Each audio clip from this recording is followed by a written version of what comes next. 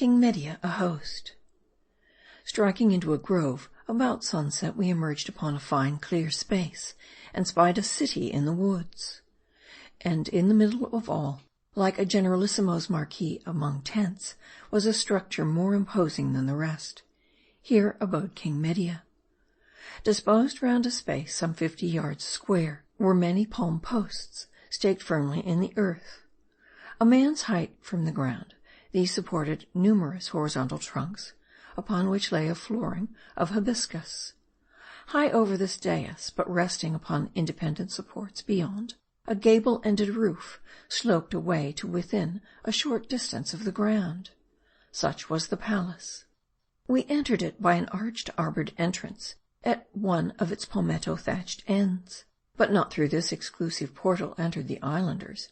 Humbly stooping, they found ingress under the drooping eaves.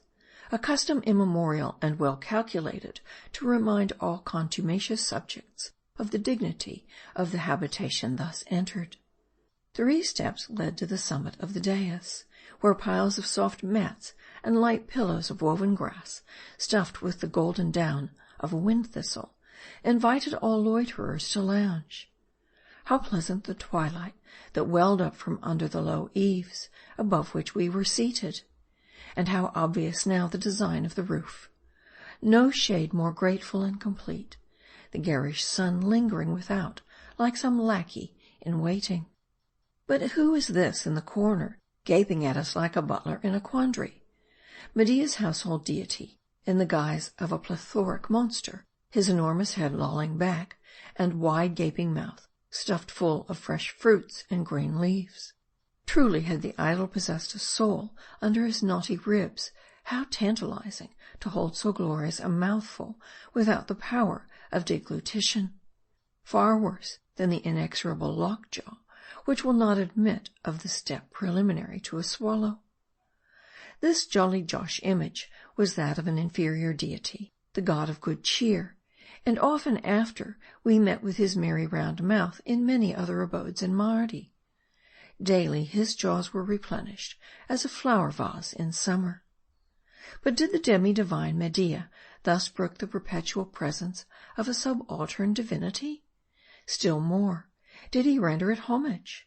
But ere long the Mardian mythology will be discussed, thereby making plain what may now seem anomalous.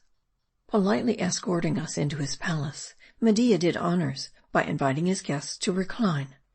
He then seemed very anxious to impress us with the fact that, by bringing us to his home, and thereby charging the royal larder with our maintenance, he had taken no hasty or imprudent step.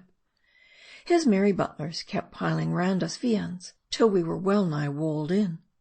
At every fresh deposit, Medea directing our attention to the same, as yet additional evidence of his ample resources as a host. The evidence was finally closed by dragging under the eaves a felled plantain tree, the spike of red ripe fruit sprouting therefrom, blushing all over at so rude an introduction to the notice of strangers. During this scene, Jarl was privily nudging Samoa in wonderment to know what upon earth it all meant. But Samoa, scarcely deigning to notice interrogations propounded through the elbow, only let drop a vague hint or two. It was quite amusing what airs Samoa now gave himself, at least toward my Viking. Among the Mardians he was at home, and who, when there, stretches not out his legs and says unto himself, "Who is greater than I?" To be plain, concerning himself and the Skyman, the tables were turned. At sea, Jarl had been the oracle, an old sea sage, learned in hemp and helm. But our craft high and dry, the Upoluan lifted his crest as the erudite pagan, master of Gog and Magog, expounder of all things heathenish and obscure. An hour or two was now laughed away in very charming conversation with Medea, when I hinted that a couch in solitude would be acceptable. Whereupon, seizing a taper, our host escorted us without the palace, and ushering us into a handsome, unoccupied mansion, gave me to understand that the same was mine. Mounting to the dais, he then instituted a rigorous investigation to discern whether everything was in order.